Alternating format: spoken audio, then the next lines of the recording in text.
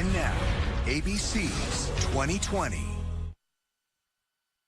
Tonight on 2020, explosive new discoveries in one of the country's most high-profile missing persons cases. A major development in one of the biggest murder cases of the last 2 decades. Chandra Levy, the D.C. intern found dead in a park. This is where she either fell down, was pushed down, or rolled down. How you doing? The Congressman Gary Condit under suspicion. How come she calls your office so often? But now, 15 years later, playing out like the plot of a crime drama. 2020 with the crime scene video never before seen publicly. Voicemails never heard. Things are looking pretty good for me today anyway. And a bombshell twist from a mysterious whistleblower. Aren't you terrified hearing somebody describe how they killed people? Here's Deborah Roberts. It's not Ford's Theater or the Watergate Hotel, but this simple storage unit may soon claim its own place in the criminal history of Washington, D.C. This is the place. Where did you put the recorder? I had the recorder right here behind that plastic bin. It was right here that this woman, speaking on camera for the first time, set up a bizarre amateur sting operation which would upend one of D.C.'s most famous murder cases, and she says endanger her own life. I honestly thought he's going to kill me. We're talking about the notorious Chandra Levy case. This case had everything. It had power, it had sex, it had the nation's capital, it had a young woman on the rise. And now, because of this woman, the man once convicted of the murder will walk free. Do you regret making those recordings? I had that recorder because my gut instinct told me something was really wrong and something terribly could happen. Tonight, for the first time, you'll hear her story. Hear from that suspected killer himself. We're on our way to meet the man many are convinced attacked and killed Chandra Levy. And something else you've never heard. Sorry, I haven't heard from you. Actual voicemail recordings from the congressman at the center of Chandra's story. It's 11:45. Sorry, I've been tied up the last 2 days. So you already know that. In fact, we'll begin right there with what Condit left on 24-year-old Levy's home answering machine on a night in early May 2001. Maybe you're out of the country or something. Anyway, give me a call. Pick up this message.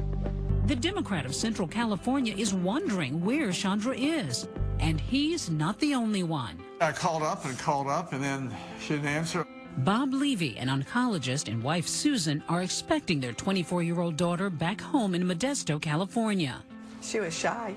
She really liked being at home. Yet her daughter was ambitious, dreaming of a career in law enforcement. You sound like you're very content with the program and everything. Oh, yeah. She'd even volunteered at her local police department before heading to the nation's capital. She got the internship, Department of Prisons there, and I think she was interested in going to the FBI. The FBI would be in Chandra's future, but not in the way she imagined. After 9 months in D.C., the internship is over. Chandra cancels her gym membership and emails her landlord that she's heading back to California. Then I called again, then on the weekend, she didn't answer. 5 days pass with no word. Chandra's anxious parents call police, who head to her apartment and make some noteworthy discoveries. It appeared to the police she was packed up, ready to go home. FBI Special Agent Brad Garrett, now an ABC News consultant, worked the Levy case for years. Her driver's license, her credit cards, Her cell phone? and her cell phone were still in the apartment. That's baffling to me and others, because the whole idea is when you're going to leave, you're at least going to take an ID. There were only 2 things missing: her keys and a ring. A gold ring with her initials CL in diamonds, a college graduation gift from her parents. What are you hearing from the police? Well, they were sort of nonchalant because what can they do? Police do canvass the area, including nearby Rock Creek Park. And Susan Levy begins her own search, looking through her daughter's cell phone bill. I saw this number that was being called many times. I decided to call that number, and it turned out to be Gary Condit, and he answered the phone. And what did you say? And I was kind of surprised, and I said, "Do you know where my daughter is?" And I thought to myself, this is wrong. Come on in and make yourself home in my office, and I'll be back. Give me 10 minutes. Okay, I'll be right back. But why exactly was the congressman, a minister's son and married father of 2, calling a young intern to get together? Give me a call. Give me a rundown on kind of what your schedule is. Things are looking pretty good for me today. Anyway, bye. Condit's always maintained he cooperated with police and voluntarily came in for questioning. But former D.C. Chief of Detectives Jack Barrett believes Condit was being coy. He admitted to the detectives that first night that they were dating. We didn't know whether it was a friendly relationship. We didn't know if it was a sexual relationship. He didn't admit that he had a sexual relationship with her. He did not. Word soon leaks that Condit and Levy did have something going on. She'd even dropped hints to her family. Listen to this home video. Chandra's also one of our adventures in D.C., the Bureau of Prisons, and a congressman's friend. And Chandra had vaguely described a romance to her co-worker, Sven Jones. When she spoke of her relationship, she never offered a name. She just said, a powerful person. Someone who she was in love with. Someone who she could see making a life with. Talk of a congressional sex scandal sets off a media firestorm. Police have questioned Congressman Gary Condit, who has reportedly said Levy spent some time in his Washington, D.C. area condo. In front of Gary Condit's office, the whole street was blocked off with TV trucks every day. Out in front of the Levy's house, the same thing, TV trucks, camera crews. Were you wondering or worrying for a second whether your father was somehow implicated in this? No, I knew he wasn't. I knew he had done nothing wrong, illegally wrong. When folks start calling my dad a murderer, it's wrong. Chad is Condit's eldest child, a top aide to the governor of California when the Levy case broke. He hadn't hurt her, hadn't obstructed justice, told the law enforcement people from the start what the deal was. The Levys aren't buying it and take their suspicions public. We would ask Congressman Condit and anybody else with information to please come forward. Please cooperate with the police. Do you know anything about where Chandra Levy is? From the very beginning, he was trying to protect his professional reputation as a congressman. Excuse me. He was the one that created this problem for himself. We had no place to turn other than to try and focus on him. Congressman, why won't you take a polygraph? It becomes the summer of Condit. American TV's saturated with daily images of the gaunt congressman, grinning through clenched teeth as he tries to maintain a facade of normalcy. Wish I would have gave him better advice. I mean, I wish somebody would have. You have a relationship of friendship that is hard to explain. Yet his dad will have some more explaining to do. Did you urge Anne-Marie Smith to lie? People come forward alleging Condit had relationships with other women. He declines to discuss those allegations. We identified a number of women that were dating him while he was here in D.C. and his family was back in California. The floodgates are open. Where is Chandra? Protests call for Condit's resignation. Up next, while police aren't turning up any breaks in the case, Okay, folks, we are ready to go. Condit turns up on television for a historically awkward interview on ABC. Congressman Condit, do you know what happened to Chandra Levy? What a twisted tale already. I'm David Muir. And I'm Elizabeth Vargas. That question, what happened to Chandra Levy, was going to be front and center at an all-new trial taking place right now. But that trial was scuttled because of the stunning new information you're about to hear. An explosive new 7-hour recording that has turned a case that was solved into a mystery all over again. So join us right here tonight as we take you into Rock Creek Park, video never seen before, right from the crime scene. How you doing?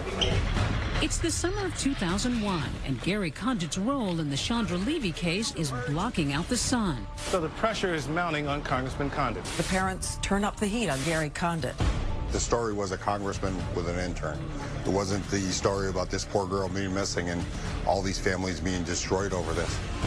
Posters of the young intern are plastered from the Potomac to Capitol Hill. Her parents determined to keep their missing daughter in the public eye. Where is Chandra? They make the rounds on television. We just want her back. But it's not easy to maintain a brave face. Help us. That's Dr. Levy breaking down on ABC Sacramento affiliate KXTV. Police continue grilling the congressman, trying to tamp down the speculation. The congressman was not a suspect before the meeting. He was not a suspect during the meeting, and he is not a suspect since the meeting. Yet the Levys are convinced that Condit not only committed adultery, but perhaps something much worse. I urge him, if he does have any information, please be man enough to step forward. Hoping to change the narrative, Condit agrees to a national television interview with ABC's Connie Chung. He felt as if I was interrogating him under a hot light. In many ways, I was. 24 million people watched the interview. It went a lot like this. Congressman Condit, do you know what happened to Chandra Levy? No, I do not. Did you have anything to do with her disappearance? No, I didn't. Did you kill Chandra Levy? I did not. We had a close relationship. I liked her very much. May I ask you, was it a sexual relationship? Well, Connie, I've been married for 34 years, and I've not been a perfect man, and I've made my share of mistakes. But out of respect for my family and out of a specific request from the Levy family, I think it's best that I not get into those details about Chandra Levy. Was that respect for you? I laughed about it because I thought it was so false, phony. It's just his way of weaseling out of it. It was preposterous. You just have to shake your head and say, why would he even agree to do the interview if he's not going to be forthcoming? All new Dr. Phil. Just last week, Condit gave his first interview in 14 years to Dr. Phil. Came out your condo once? Well, maybe twice. He may have looked somewhat different, but he sounded pretty much the same. Why is it you will not answer publicly whether or not you had a sexual relationship with Chandra Levy? I haven't, answered that question publicly for 15 years, and I'm not going to change my my position or my view on that today. But if Condit is reluctant to speak frankly, the forensic evidence speaks for itself. Chandra Levy's panties, taken from her apartment shortly after her disappearance, contained bodily fluids. DNA tests determined the fluids came from Gary Condit. And yet, think what you will of Gary Condit, there's no evidence he was involved in Chandra Levy's disappearance. Most of us in the police departments and the FBI agreed that he was not our suspect and that we needed to be looking elsewhere. The case of the missing Washington intern. As the case continues to dominate the news, it seems nothing can trump the story of the missing intern and her friendly congressman. Until, of course, something does. And then September 11 happens. What happened to you and your investigation and your detectives? The media attention went away. We lost a big helping hand with the FBI because the devotion of resources to terrorism, things changed dramatically. With the world's attention diverted, the Levys are left with little to go on. Because there's no body, you still hope she's alive somewhere, like with any missing person. That's all you got is hope. As the case loses momentum, Gary Condit lost his congressional seat. Condit loses his bid for re-election to nobody's surprise. Very difficult to win a race when you're being accused of murder. It's been a great opportunity to be in public service. Weeks later, a striking coincidence. Award-winning Washington Post reporter Sari Horowitz is revisiting the now cold case of the missing intern. I arranged a breakfast with a police official, and during the breakfast, his pager just started going off. Then a timely break that a reporter can only dream of. And when he came back, he had this stunned look on his face. And he said, "You're not going to believe this, but I just got a call, and they think they found Chandra Levy's remains in Rock Creek Park." The remains lay in a remote section of Washington's largest park, 5 miles from Chandra's apartment. Finally, they discover her body in Rock Creek Park. Huge park. Huge park.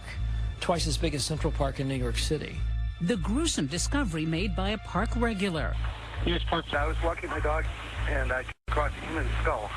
This is actual crime scene video, never before seen publicly. Those are Chandra's Reebok sneakers and her jogging pants tied in knots, which would lead investigators to believe this was no accident. But no sighting of her gold ring. We cried. Yeah, cried. We screamed and cried. Yeah. You can't imagine to have your child laying out there. It seems so unfair. For detectives, the discovery brings relief, but also embarrassment. This is something that we all have to live with. There may have been DNA evidence that all that was lost because of the fact that we were unable to locate her remains during the time that we were searching the park. The remains found 79 yards off a dirt path down a sharply steep embankment. Police had searched 100 yards off all paved roads. Had they searched 100 yards off all foot trails too, they may have found Chandra's body, DNA intact, months earlier. Some people see that as evidence of ineptitude on the part of the police. Is that fair? Everybody's entitled to their opinion. Critics say it wasn't to be the only police blunder. Days after Levy's disappearance, an untrained officer tried going through her computer and accidentally corrupted the data, which would have shown Levy had researched Rock Creek Park. And on top of that, another oversight at her apartment building. What about the surveillance camera of her building? So many times people look to see who came and went in a building. Things like surveillance cameras, unless you go and initially grab them or tell the management to hold them, they erase or disappear. And unfortunately, that's what happened in this case. At least now the Levys can have a memorial and lay their beloved daughter to rest. She was a quiet but very powerful force, very smart and funny. I felt like she was going somewhere. It was just really disheartening. When we come back, police find more secrets in the park and set sights on a new man. Will there be justice for Chandra? When we get 2 attacks on women by a guy with a knife in a short distance to where Levy's body was found, that stands out like a neon sign. And for the first time, the voice of the witness who could both make and break the case. He told me he didn't know he killed her. It was an accident. 2020 continues with mystery in Rock Creek Park. Sprawling Rock Creek Park in Washington, D.C., with its 2,000 acres of lush trees, quiet streams, and wildlife, a perfect place for a walk or a crime. Look at how remote this is. It's quiet. There aren't any other witnesses. So this is an ideal spot for a predator to attack somebody. Yeah, this is right off the beaten path. Dr. Kim Rosmo maps murderers. This is the apartment building near DuPont Circle where Chandra Levy lived. This is where Chandra Levy's remains were found. His title, Geographic Profiler. His job, analyzing every location in a crime. I think she followed up the path here, and then she was attacked, and her body was found here. Decoding the patterns that can crack a case. We break a crime down to its constituent parts. So for murder, we're going to have an encounter, the place where the offender first sees the victim. Then we're going to have the point where he first attacks her. Then we have the actual murder scene itself. Then finally, we have where the body gets disposed of. Rosmo was brought into the Chandra Levy case by the D.C. Metro Police and the FBI after focus shifted away from Congressman Gary Condit. We made it pretty clear to the prosecutors that we didn't think that Condit had anything to do with it. Instead, police gradually retrained their focus on this man who'd been arrested for attacking 2 female joggers in the park just 2 months after Chandra's disappearance. Not enough attention was being paid to a suspect who was hiding in plain sight. Both attacks occurred in similar park locations. Same sort of path, same sort of slope. This is probably even steeper, same sort of isolation. Both women fought off their assailant and survived. The first female jogger, the one who was attacked about 700 yards from where Levy's body was found, said she saw Gwandike in the Pierce Mill parking lot. And if you look at where Chandra Levy lived, the logical route would have taken her right through the Pierce Mill parking lot. So who's the predator in the park? His name? Ingmar Gwandike, a 19-year-old undocumented construction worker from El Salvador. He had alcohol problems, he had cocaine problems. Sari Horowitz and her Washington Post colleague Scott Hyam published an explosive series of articles questioning why the Metro PD hadn't pursued Gwandike harder in the Levy case, given his disturbing M.O. He would sit at a park bench and he saw a certain type of female that something inside of him would compel him to give chase. He would sprint up behind them, grab them around the neck, and pull them off the trail. I'd seen an article in the Washington Post that talked about this guy called Gwandike who attacked 2 women in the park. The microgeography was identical. So I was curious, how had they dismissed him? Why would somebody who attacked a woman and possibly even killed her come back to the same area and attack 2 more women right after that? Because it worked for him. Gwandike's hit with a 10-year sentence for the attacks. But now, after those scathing Washington Post articles, police look at the Levy case with fresh eyes, zeroing in on Gwandike's activity around the time Chandra vanished. We know he didn't go to work on May the 1st. We know that he had marks on his face following the disappearance of Levy that he gave inconsistent explanations for. But you can only solve a crime through a confession, physical evidence, or a witness. But there's nothing to actually tie him to Chandra Levy. Unfortunately, one of the best means of finding physical evidence from the body had been lost because of its decomposition. But all is not lost. Coming up, police find something. Make that someone who they say will finally connect Gwandike to Chandra Levy. The arrestee is Ingmar Gwandike. And still to come, what role does this woman, an extra from House of Cards, and her secret 7-hour recording have to do with the case? I feel like I'm in the House of Cards. It's been nearly a decade since Chandra Levy's disappearance, and now prosecutors finally bring murder charges against Ingmar Gwandike and take him to trial. The Chandra Levy trial is set to begin today. A case that once riveted the nation. What was it like for you being at that trial? Wasn't easy. Cameras aren't allowed in the courtroom, but the emotional testimony from 2 female joggers who survived Gwandike's attacks take the gallery's breath away. It's almost like Chandra is testifying through these women on the witness stand. Gary Condit has been diligently avoiding the spotlight, but now finds himself right back in the middle of it. Mr. Condit, anything you want to say? Called to testify, he heads to court with a media circus in tow. I think he was kind of the elephant in the room, and they needed to demystify him. Former U.S. Attorney Tim Hay prosecuted cases in the D.C. office. It would have been too easy if he were a silent presence for the defense to suggest directly or subtly that he was the real culprit. A Condit sighting always makes headlines, but now prosecutors are hanging their case on a secret weapon. Today's one of the prosecution's star witnesses.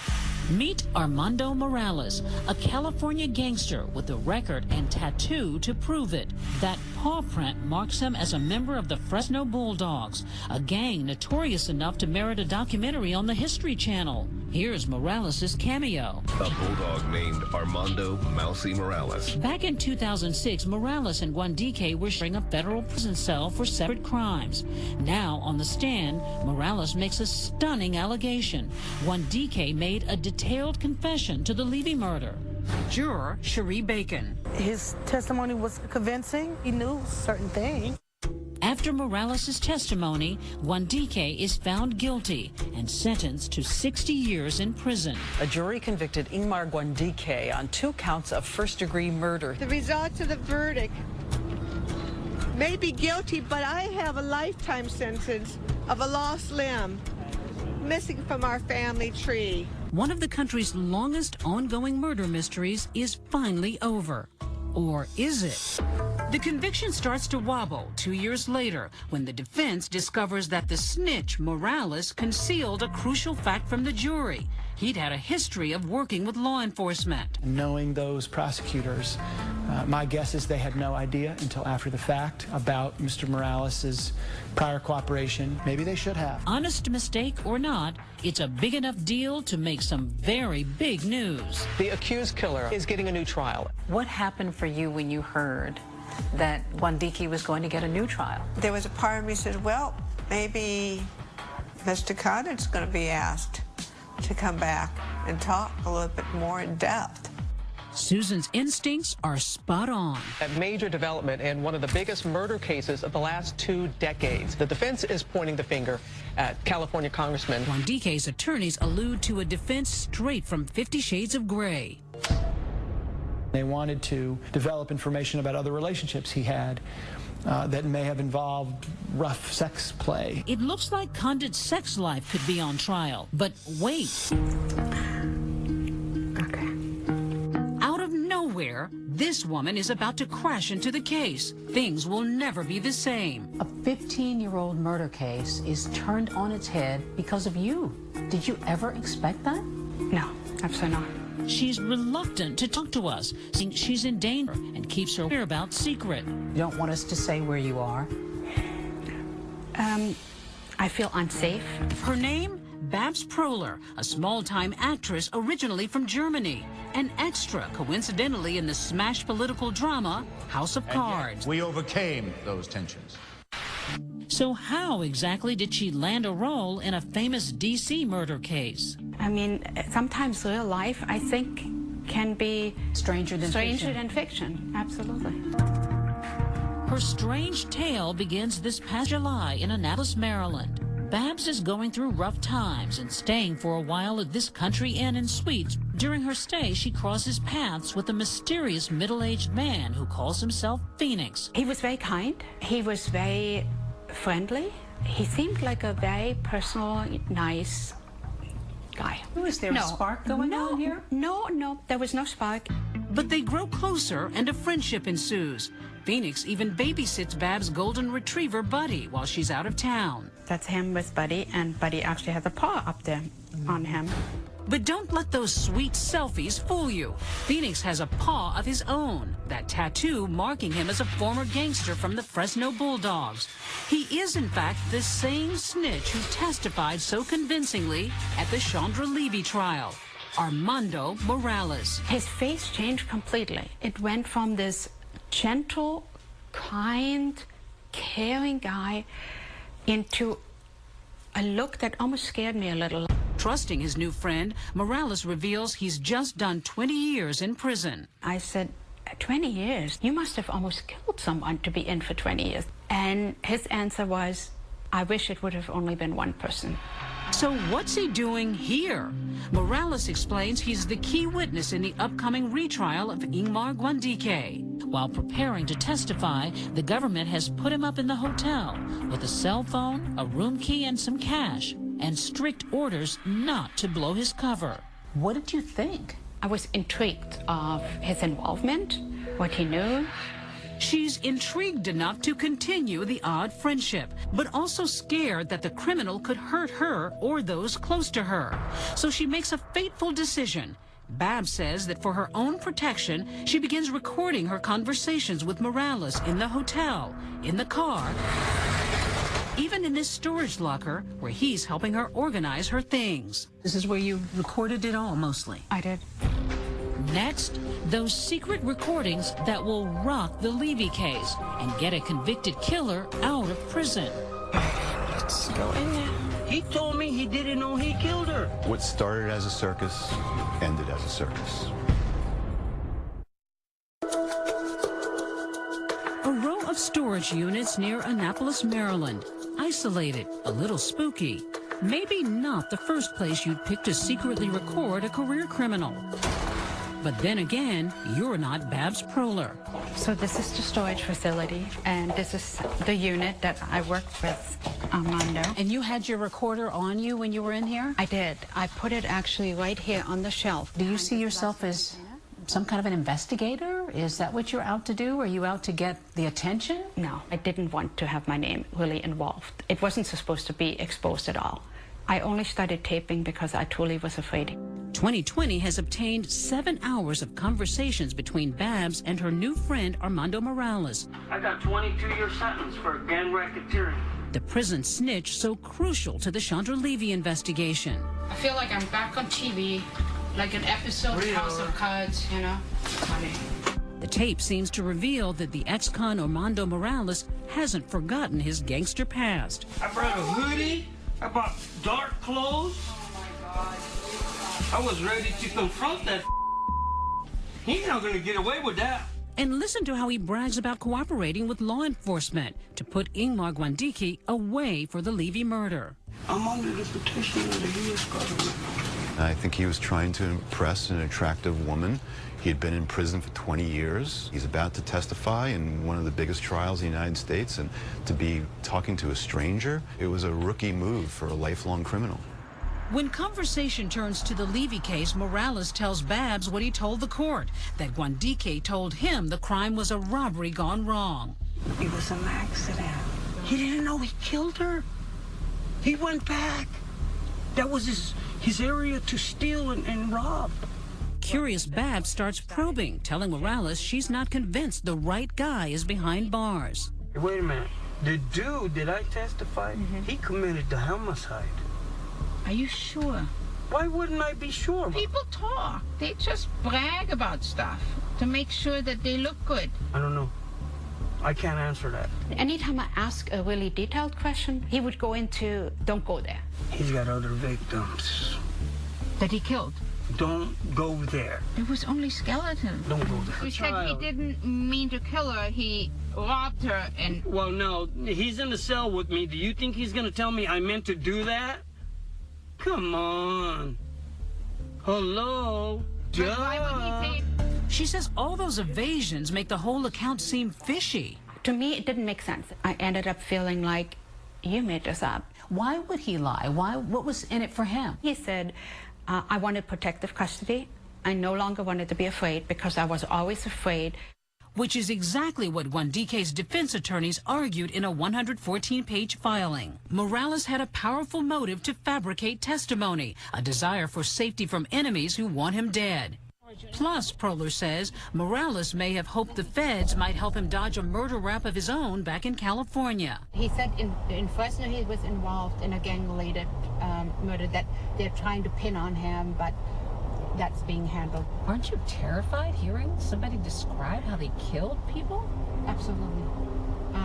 Scared out of my mind. Morales might be protected by the government and Proller might be in danger. But for whatever reason, she keeps pressing record and keeps pressing Morales. Finally, she claims her persistence pays off.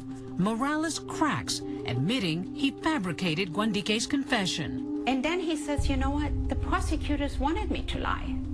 They knew they had the right guy. They just needed somebody to say it. He said that to you? Yes. And you had that on a recording? Of course, we wanted to hear that part of the recording, but get this, after repeatedly assuring us it exists, Proller has not produced it. Prosecutors have categorically denied what they call baseless allegations. Some people would say you have credibility issues. Make that legal issues too. We've discovered Proller has a checkered past. The suggestion is that you've had aliases, that you've had sort of a sketchy past yourself. No. I was married twice, and I had my name officially changed after the divorce. There's also an accusation of theft. What about the theft? Were you charged? I was charged. Enough to earn her 3 years probation. Some would say you're a scam artist. True? I've never taken anything from anybody. I have not taken money. What am I trying to scam out of this? Okay, maybe it was just a passion for justice that then drives Proller to reach out to Chandra Levy's mom, Susan. What did she say? Morales lied about Gwandike's confession. And what are you making of this? And I thought, oh my God, this is so weird. Why don't you send a tape for both the prosecutor and the defense team? You send it to them. The prosecutors met with me first. They couldn't have liked this. No. But if prosecutors listened to the same recordings we did, they didn't hear Morales confessing. They heard him sticking to his original story. He told me he didn't know he killed her. It was an accident. He didn't recant his testimony. In fact, he doubled down on his testimony. Morales' attorney tells 2020 he never told Babs he made up the confession. Despite all that, this past July, the bombshell detonates. There is a stunning turn tonight. Prosecutors suddenly dropping murder charges. The U.S. Attorney's Office drops the case, releasing a tersely worded statement. The office has concluded it can no longer prove the murder case against Mr. Gwandike beyond a reasonable doubt. The multi-million-dollar question, why would they drop the Chandra Levy case? Clearly something occurred which probably eliminated Morales as a witness. On those tapes, he brags a lot about his thug life and his life as a criminal. Oh, I sent some people to shoot up all the car dealers' businesses. It's the defense attorney's dream come true. It would be a subject of cross-examination, and the calculus could have been, there's just too much baggage for this witness, too many things that he has said and done. Whatever Proller's true intentions, the Chandra Levy case is now in shambles. It fell apart because of this woman tampered with the witness. Why did she do that? What was her motive? I felt guilty. I felt really bad about what happened. Why? Oh, I thought, well, maybe I should not have called this number. The Levys now have the rest of their lives to ponder the what-ifs. And Proller says she's worried Morales will come after her for revenge. His current whereabouts, unknown. My life has been affected negatively. I'm moving from hotel to hotel right now. I'm afraid. Why'd you decide to talk with us?